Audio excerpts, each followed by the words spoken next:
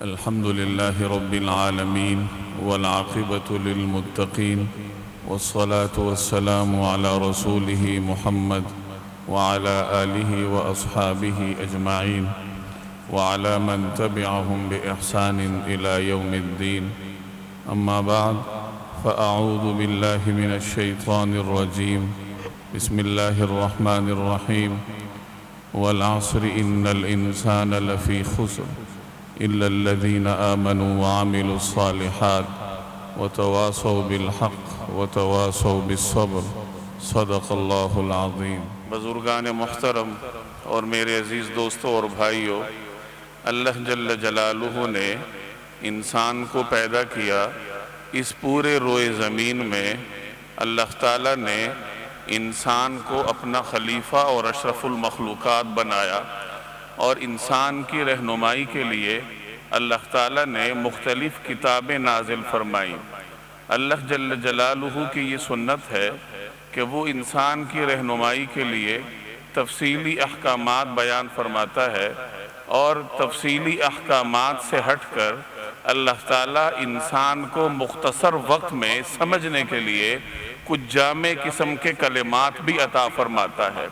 کچھ احکامات بڑی تفصیلی ہوتے ہیں جن کو پڑھنے اور سمجھنے کے لیے بڑا وقت درکار ہوتا ہے، اور کچھ چیزیں جلدی سمجھ میں آتی ہیں. تو اللہ تعالیٰ نے اپنی وحی میں، اپنے کلام میں ان دونوں چیزوں کو مد نظر رکھا کہ انسان کو سمجھانے کے لیے تفصیلی احکامات بھی عطا فرمائے، اور مختصر وقت میں تھوڑے عرصے میں سمجھنے کے لیے انسان کو چند جامع کلمات بھی عطا فرمائے. یہ جو میں نے آپ کے سامنے سورۃ العصر پڑھی ہے، 3 آیات پر مشتمل قرآن کریم کی یہ ایسی جامع صورت ہے کہ گویا پورے قرآن کریم کا مغز، نچوڑ اور خلاصہ اللہ تبارک و تعالی نے اس صورت میں بیان فرمایا.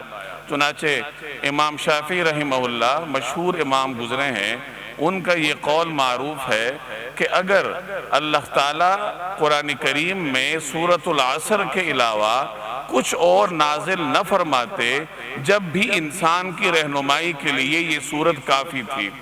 کہ اگر صرف یہ 3 آیات نازل ہوتی اور انسان صرف ان 3 آیات پر ہی عمل کر لیتا، تو یہی 3 آیات اور اس پر عمل انسان کی نجات کے لیے کافی تھا.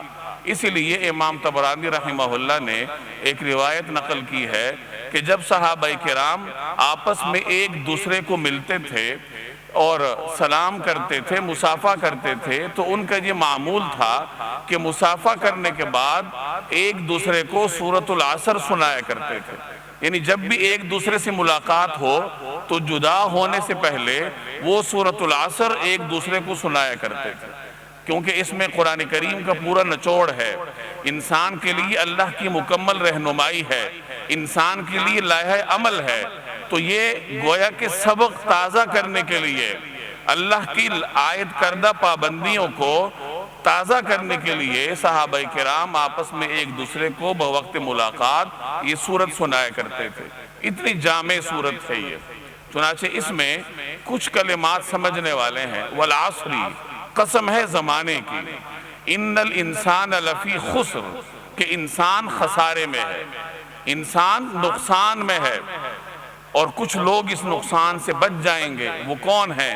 الا الذین آمنوا، سوائے ان لوگوں کے جو ایمان لائے، وعملوا الصالحات، نیک عمل کرتے رہے، وتواصوا بالحق، ایک دوسرے کو حق کی تلقین کرتے رہے، وتواصوا بالصبر، اور ایک دوسرے کو صبر کی تلقین کرتے رہے. تو یہ 4 نکاتی فارمولہ ہے خسارے سے بچنے کے لیے، کہ نقصان سے اگر بچنا ہے تو پھر یہ 4 ذمہ داریاں ہیں، یہ 4 فرائض ہیں. جو آدمی ان کو سر انجام دے دے تو اللہ تبارک و تعالی اس کو خسارے سے محفوظ رکھیں گے. اب یہاں چند اصطلاحات سمجھنے والی ہیں. سب سے پہلے تو یہ کہ خسارہ کیا ہوتا ہے. یہ جو اللہ نے فرمایا کہ ان الانسان لفی خسر، انسان خسارے میں ہے، تو یہ خسارہ ہوتا کیا ہے، نقصان کیا ہوتا ہے. میں اور آپ تو یہ سمجھتے ہیں کہ اگر دوسروں کی بنسبت ہمارا گھر چھوٹا ہے دوسرے کی بنسبت ہمارا کاروبار چھوٹا ہے، دوسرے کی بنسبت میری سواری چھوٹی ہے، میری زمین کم ہے، میرا لباس پرانا ہے، میں دنیاوی طور پر کم ساز و سامان رکھتا ہوں، تو پھر میں نقصان میں ہوں۔ ایک آدمی نے زیادہ پیسے کما لیے تو وہ اسے اپنا فائدہ سمجھتا ہے، پیسے کم کمائے تو وہ اسے اپنا نقصان سمجھتا ہے۔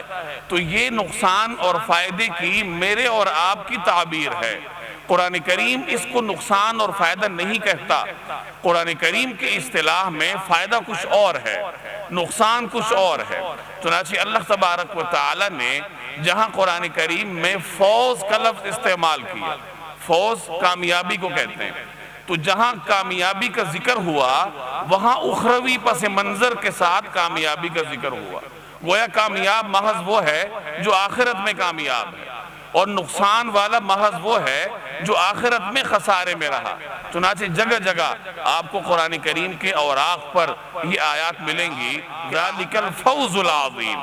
اللہ تبارک و تعالی نے ان کے لیے، نیک عمل کرنے والوں کے لیے باغات پیدا کیے جن کے نیچے نہریں بہتی ہیں، اور یہی بڑی کامیابی ہے۔ ذَلِكَ الْفَوْزُ الْعَظِيمُ، یہ محض کامیابی نہیں ہے، یہ بہت بڑی کامیابی ہے۔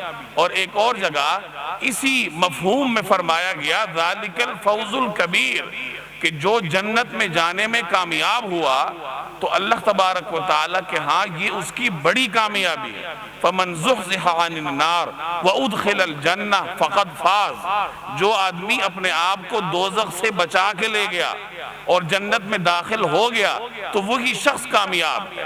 تو یہ قرآن کریم کے ہاں کامیابی کا تصور ہے کہ جو شخص آخرت میں کامیاب ہے، بے شک وہ دنیا میں نانے جویں کا محتاج ہو، بے شک وہ دنیا میں رہنے کی چھت سے محروم ہو، بے شک وہ دنیا میں ٹاٹ کا لباس پہنتا ہو، پیوند والے کپڑے پہنتا ہو، ایک ایک لقمے کو ترستا ہو، لیکن اگر وہ آخرت میں جنت میں داخل ہوا تو اللہ تبارک و تعالیٰ کے ہاں وہ کامیاب ہے۔ اور اگر اس کا الٹ ہو کہ دنیا میں تو بڑی عیش و عشرت میں تھا لیکن آخرت میں اس کا ٹھکانہ جہنم ہے، تو قرآن کریم اس کو خسارہ کہتا ہے، اور معمولی خسارہ نہیں، بڑا خسارہ۔ قد خسر الذین کذبوا بلقاء اللہ، وہ لوگ خسارے میں رہے، وہ لوگ نقصان میں رہے جنہوں نے اللہ تبارک و تعالیٰ کے ساتھ ملاقات کا انکار کیا، جنہوں نے آخرت کا انکار کیا، جنہیں جنت اور جہنم کا یقین نہیں تھا، انکار کے مرتکب ہوئے، تو قرآن کریم انہیں خسارے والا کہتا ہے۔ ایک اور جگہ قرآن کریم کہتا ہے قل، آپ کہہ دیجئے، ان الخاسرین الذین خسروا انفسهم واہلیہم یوم القیامہ۔ خاسرین کون ہیں؟ نقصان والے کون ہیں؟ نقصان والے وہ ہیں جنہوں نے اپنا آپ اور اپنے اہل و عیال کو قیامت والے دن گنوا دیا۔ الا ذالک هو الخسران المبین، اور خبردار ہو جاؤ، یاد رکھو کہ یہ بہت بڑی ناکامی ہے، یہ بہت بڑا خسارہ ہے۔ تو قرآن کریم اس کو خسارہ کہتا ہے کہ جو شخص قیامت والے دن نقصان میں رہا، جو جہنم میں داخل ہوا، جو جنت کو ہار بیٹھا، تو اللہ تبارک و تعالی اس کو خسارے والا کہتے ہیں، نقصان والا کہتے ہیں۔ تو قرآن کریم اس کو خسارہ کہتا ہے کہ جو آدمی آخرت کے اعتبار سے نقصان میں رہا۔ تو میرے بھائی یہ قرآن کریم کا تصور ہے کہ خسارہ کیا ہے اور فائدہ کیا ہے۔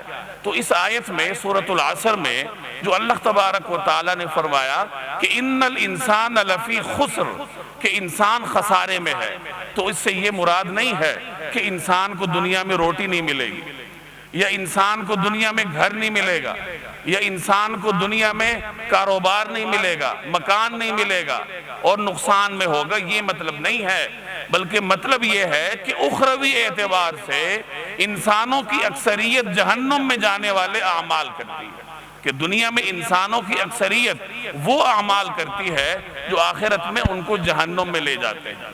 تو اس اعتبار سے گویا کہ تمام انسانیت خسارے میں ہے۔ یہ اللہ تبارک و تعالی نے انسان کے بارے میں بہت بڑی حقیقت بیان فرمائی۔ وہ اللہ تعالیٰ جو انسان کا خالق ہے، جس نے انسان کو پیدا کیا، انسان کو خاص مزاج دیا، خاص نفسیات دی، وہ اللہ تعالیٰ خبر دے رہا ہے کہ یاد رکھو کہ تم نقصان میں چلے جاؤ گے، تم آخرت کے اعتبار سے برباد ہو جاؤ گے، کیونکہ تمہاری نفسیات ایسی ہیں، تمہارے اندر لالچ ہے، تمہارے اندر ہوس ہے، تمہارے اندر دنیاوی امیدیں ہیں، اگر ان کے پیچھے لگ جاؤ گے تو یقیناً تم نقصان میں اور خسارے میں جاؤ گے۔ ہاں، اگر نقصان سے بچنا چاہتے ہو تو پھر یہ چند کام کرو۔ سب سے پہلے ایمان ہے، اِلَّا الَّذِينَ آمَنُوا۔ خسارے سے کون بچیں گے؟ سب سے پہلا کام نقصان سے بچنے کے لیے ایمان ہے، اللہ پہ ایمان ہو، مکمل ایمان۔ اور جس طرح قرآن کریم کہتا ہے وَالَّذِينَ آمَنُوا أَشَدُّ حُبًّا لِلَّهِ، کہ جو اہل ایمان ہیں وہ اللہ کے ساتھ شدید درجے کی محبت کرتے ہیں۔ یہ ایمان کا مفہوم ہے کہ ہر چیز سے بڑھ کر، ہر رشتے سے بڑھ کر اللہ تبارک و تعالیٰ کے ساتھ محبت ہو، اور اللہ کی محبت کے راستے میں انسان دنیا کی ہر چیز قربان کرنے کے لیے تیار رہے۔ ایمان کا یہ مفہوم خسارے سے نکالنے کے لیے معتبر ہے۔ اسی طریقے سے جناب رسول اللہ صلی اللہ علیہ وسلم کے ساتھ محبت ہو، حضور صلی اللہ علیہ وسلم کے ساتھ کمال درجے کا عشق رکھتا ہو۔ آپ صلی اللہ علیہ وسلم کا ارشاد ہے لا یؤمن احدکم حتی اکون احب الیہ من والدہ وولدہ والناس اجمعین، تم میں سے کوئی شخص اس وقت تک مومن نہیں بن سکتا جب تک کہ میں یعنی پیغمبر اس کے لیے اس کی جان، اس کے مال، اس کی اولاد اور اس کے والدین سے زیادہ محبوب نہ ہو جاؤں۔ یہ ایمان کا معیار ہے، یہ ایمان کی کسوٹی ہے کہ جناب رسول اللہ صلی اللہ علیہ وسلم کے ساتھ محبت اس درجے کی ہو کہ عشق نبوی کے لیے دنیا کی ہر چیز، دنیا کا ہر سامان، دنیا کا ہر رشتہ انسان قربان کرنے کے لیے تیار رہے۔ تم میں سے کوئی شخص اس وقت تک مومن نہیں بن سکتا جب تک کہ وہ اپنی خواہشات کو میری تعلیمات کے پابند نہ کر دے۔ یہ ایمان کا اگلا معیار ہے کہ جتنی بھی انسان کی خواہشات ہیں ان خواہشات کو سنت کے پابند کرنا۔ ایک آپ کی خواہش ہے، ایک نبی کریم صلی اللہ علیہ وسلم کی سنت ہے، تو جہاں کہیں آپ کی خواہش جناب رسول اللہ صلی اللہ علیہ وسلم کی سنت اور تعلیمات سے ٹکراتی ہو، انسان اسی لمحے اپنی خواہش سے پیچھے ہٹ جائے اور رسول اللہ صلی اللہ علیہ وسلم کی سنت کو گلے لگا لے۔ قرآن کریم کہتا ہے کہ اہل ایمان کو کوئی اختیار نہیں ہے جب پیغمبر کوئی کسی معاملے میں فیصلہ کر دیں تو اہل ایمان کو اس میں چون چرا کرنے کا کسی قسم کا کوئی اختیار نہیں۔ یعنی پیغمبر نے کوئی فیصلہ فرما دیا، اب ایک شخص اپنے آپ کو مومن کہتا ہے تو اس کے ایمان کا تقاضا یہ ہے کہ وہ پیغمبر کے فیصلے پر آمنا و صدقنا کہے، دل میں کوئی بوجھ بھی محسوس نہ کرے۔ پیغمبر نے فیصلہ فرما دیا اللہ کے احکامات کی روشنی میں کہ سود حرام ہے، اب سود کی ہر شکل کو حرام سمجھے، اس میں چور راستے تلاش نہ کرے کہ اس زمانے میں تو یہ سود تھا، آج کے زمانے میں تو یہ سود ہے، بلکہ سود سود ہوتا ہے، چاہے اس زمانے کا ہو چاہے آج کے زمانے کے ہو۔ شراب شراب ہوتی ہے، چاہے اس زمانے کی بدبودار شراب ہو یا آج کل کے زمانے میں خوبصورت پیکنگ میں ہو۔ جب شراب ایک مرتبہ حرام ہے تو اگر اس زمانے کی شراب حرام تھی تو آج کی بھی شراب حرام ہے۔ تو جب پیغمبر فیصلہ فرما دیں تو اس پہ عمل کرنا ہر زمانے کے انسان کی بنیادی ذمہ داری ہے، پھر اس میں کوئی چور راستہ تلاش نہ کرے۔ پیغمبر نے فیصلہ فرما دیا کہ رشوت حرام ہے، رشوت دینے والا بھی اور رشوت لینے والا دونوں مجرم ہیں۔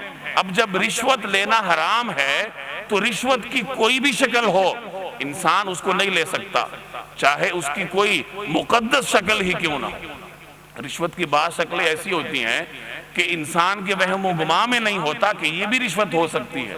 ایک انسان اگر کسی خاص منصب پر ہے اور لوگ اس کے منصب کی وجہ سے اس سے ملنے آتے ہیں اور اس کو ہدایہ دیتے ہیں تو اس کے یہ ہدایہ بھی رشوت کے زمرے میں آتے ہیں اگر وہ خود استعمال کرے، بلکہ اسے بیت المال میں جمع کروانا چاہیے۔ ایک سرکاری افسر ہے، لوگ اس کو ملنے جاتے ہیں، تو اگر وہ اس نشست پہ نہ ہوتا تو کیا کوئی ملنے جاتا اس کو؟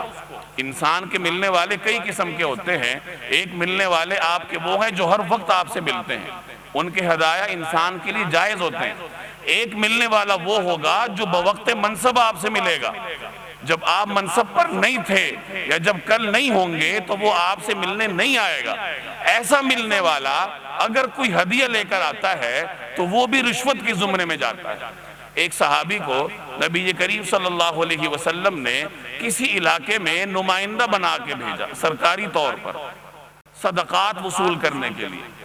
اس زمانے میں زکوٰۃ وصول کرنے کے لیے ریاست کسی بندے کو بھیجتی تھی، نمائندے کو بھیجتی تھی۔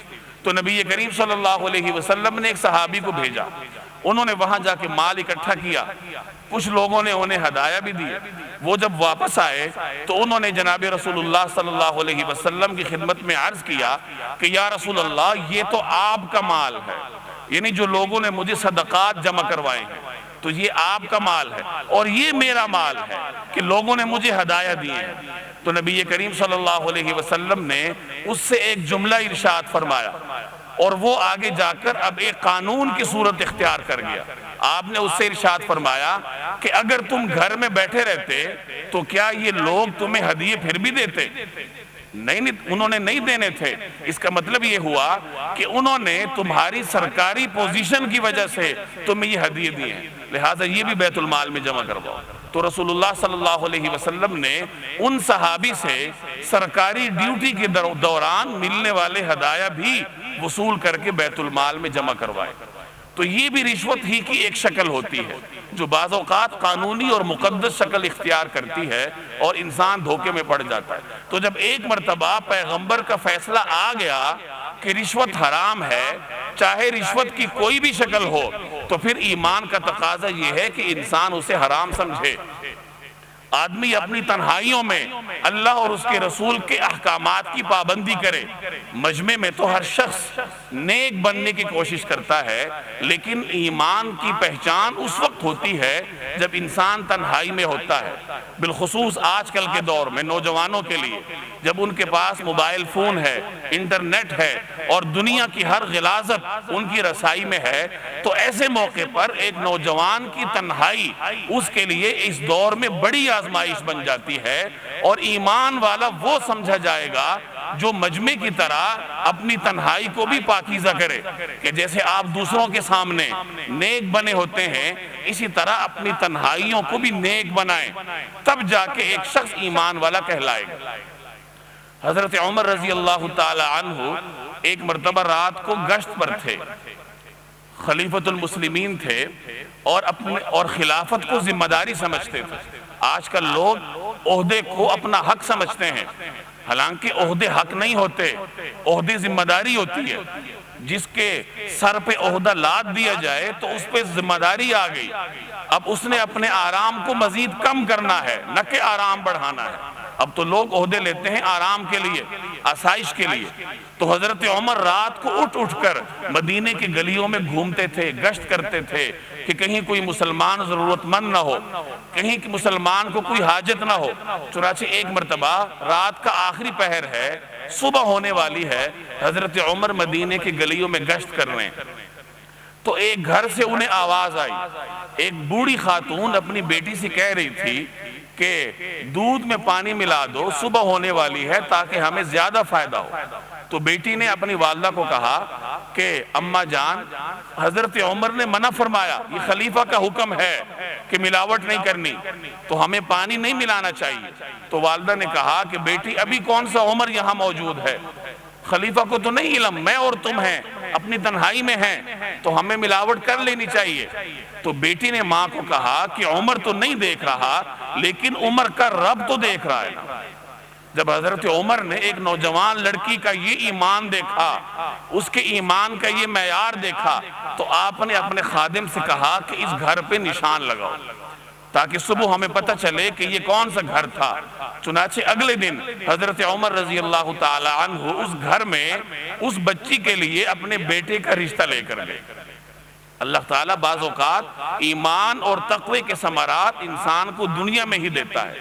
تو خلیفہ کی بہو بن گئی وہ خاتون، اور یہی خاتون ہے جس کی نسل سے آگے جا کے اللہ تعالیٰ نے حضرت عمر بن عبدالعزیز کو پیدا کیا۔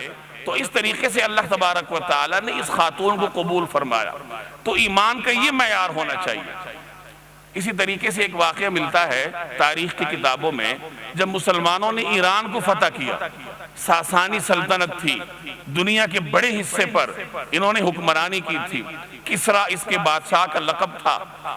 تو ایران کا جو بادشاہ تھا اس پوری سلطنت کا، ایران آج ایک چھوٹا ملک ہے، اس زمانے میں یہ پوری سلطنت تھی جسے ساسانی سلطنت کہتے تھے۔ تو کسرا ایک بڑا تاج پہنتا تھا، سونے کا بنا ہوا، اور وہ اتنا وزنی ہوا کرتا تھا کہ بادشاہ کے لیے اسے اپنے سر پہ ٹکانا ممکن نہیں تھا وزن کی وجہ سے۔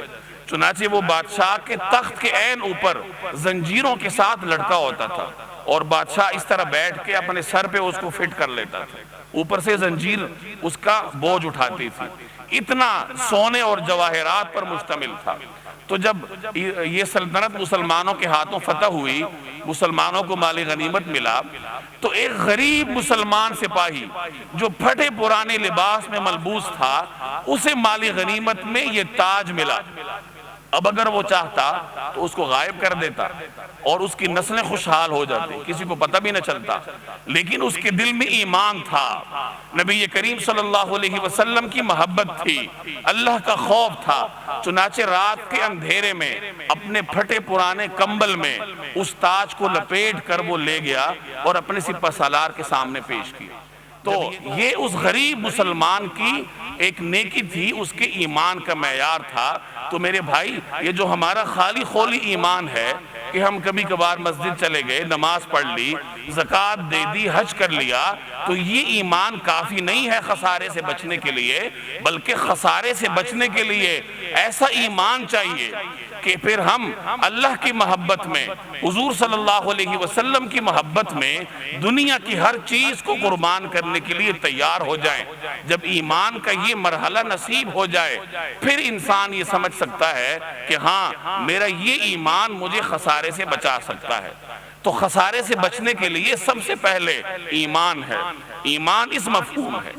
دوسرے نمبر پر وَعَمِلُ الصَّالِحَاتِ، نیک عمل، کہ خسارے سے بچنا ہے، نقصان سے بچنا ہے، تو ایمان کے بعد نیک عمل کی طرف جانا ہے۔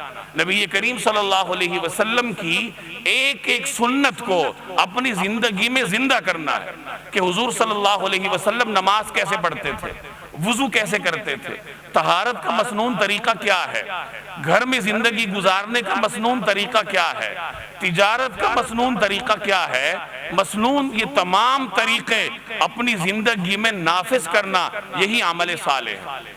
یہ نہیں کہ نماز تو پڑھ لی، اب باقی زندگی اپنی مرضی سے گزاریں، میرا حلیہ میری مرضی کے مطابق، میرا لباس میری مرضی کے مطابق، میرا کھانا میری مرضی کے مطابق۔ اگر اپنی مرضی چلانی ہے تو پھر وہ عمل صالح نہیں ہے۔ عمل صالح یہ ہے کہ اپنی زندگی کا ہر جز، ہر لمحہ جناب رسول اللہ صلی اللہ علیہ وسلم کی سنت کے تابع کر دیا جائے، اور یہ مشق سے ہو جاتا ہے۔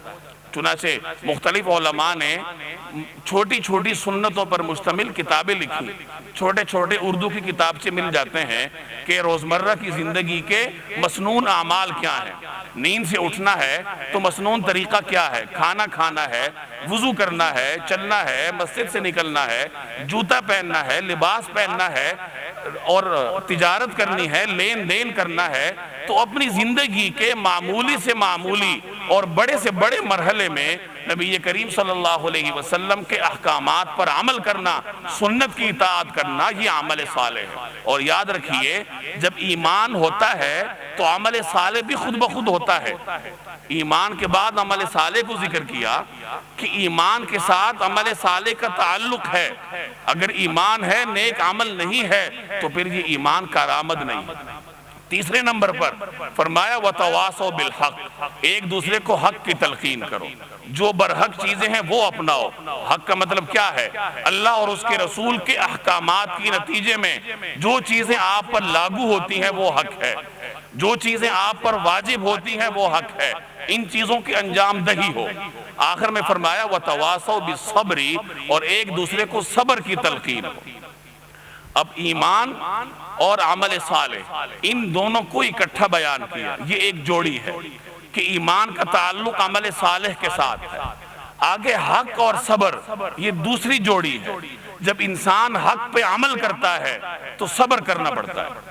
یعنی جب بھی آپ دین کے راستے پر چلیں گے، حق کا پرچار کریں گے، دوسروں تک حق کی بات پہنچائیں گے، تو لازماً آپ کو تکلیفیں اٹھانی پڑیں گی.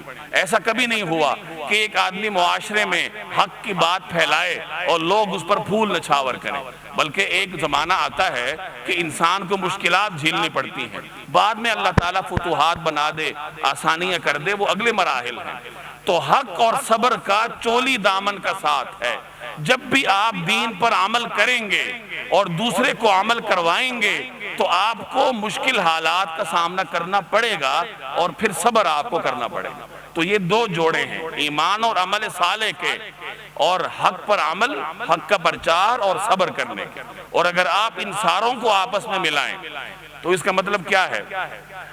ایمان، انسان جب مومن ہوتا ہے تو عمل صالح بھی کرتا ہے، اور جب انسان نیک عمل کرتا ہے تو صرف اپنے تک ہی اس کو محدود نہیں رکھتا بلکہ دوسرے کو بھی تلقین کرتا ہے. یہ نیک عمل تو خوشبو کی طرح ہے جو انسان صرف اپنے جسم میں سمو نہیں سکتا بلکہ وہ خوشبو آگے بھی پھیلتی ہے. تو حقیقی حق وہ ہے، حقیقی نیک عمل وہ ہے جو آگے جائے. تو ایمان ہے، عمل صالح ہے، اور آگے اس کا پرچار ہے، اور اس کے پرچار کے نتیجے میں مشکلات ہیں، اور ان مشکلات پر آپ نے صبر کرنا ہے.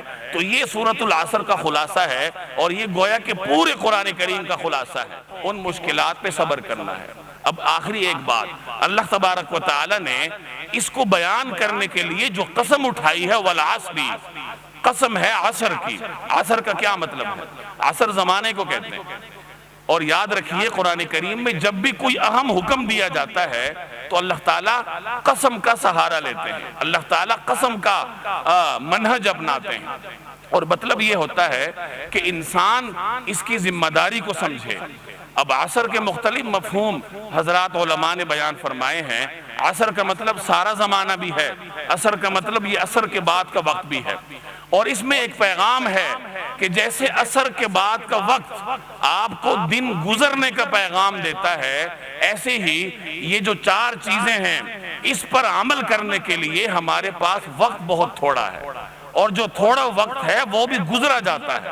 گویا انسان کے پاس جو سرمایہ ہے وہ ہر لمحے گھل رہا ہے. چنانچہ امام راضی فرماتے ہیں کہ سورۃ العصر میں اللہ جل جلالہ نے جو ساری انسانیت کو نقصان کا ایک وعید سنائی ہے، مجھے یہ اس وقت سمجھ میں آئی جب میں نے ایک برف فروش کو دیکھا. وہ برف بیچ رہا تھا اور ساتھ ساتھ یہ آوازیں لگا رہا تھا کہ لوگوں مجھ سے یہ برف خرید لو کیونکہ میرا سرمایہ ختم ہونے کو ہے. تو وہ فرماتے ہیں کہ برف فروش کی یہ صدا سن کر مجھے سورۃ العصر کی سمجھ آئی کہ جیسے اس برف فروش کے پاس سرمایہ بہت کم ہے، یعنی جو سرمایہ ہے وہ گھلنے کو ہے، ہر گزرتا لمحہ اس کا سرمایہ کم کرتا جا رہا ہے، اسی طرح انسان کے پاس جو سرمایہ ہے خسارے سے بچنے کے لیے وقت کی شکل میں جو سرمایہ وہ کم ہے اور ہر گزرتے لمحے کے ساتھ گھلتا جا رہا ہے، کم ہوتا جا رہا ہے. تو اللہ تعالیٰ نے انسان کو بڑے مختصر انداز میں، بڑے جامع انداز میں خبردار کیا ہے کہ اگر نقصان سے بچنا چاہتے ہو تو یہ چار چیزیں اپنا لو، اور ان چار چیزوں کو اپنانے کے لیے تمہارے پاس وقت بہت کم ہے، جو تمہیں سرمایہ دیا گیا وہ گھلتا جا رہا ہے، ہوش کے ناخن لے لو. اور اللہ تعالیٰ انسان کو خبردار کرنے کے لیے پھر حالات بھیجتا ہے. جیسے میں اور آپ حالات کا شکار ہیں تو ان حالات سے نمٹنے کے لیے ضروری ہے کہ ہم وقت کی اہمیت کو سمجھیں اور خسارے سے بچنے کے لیے اس چار نکاتی فارمولے پہ عمل کریں. اللہ جل جلالہ عمل کی توفیق دے. وما علینا الا البلاغ.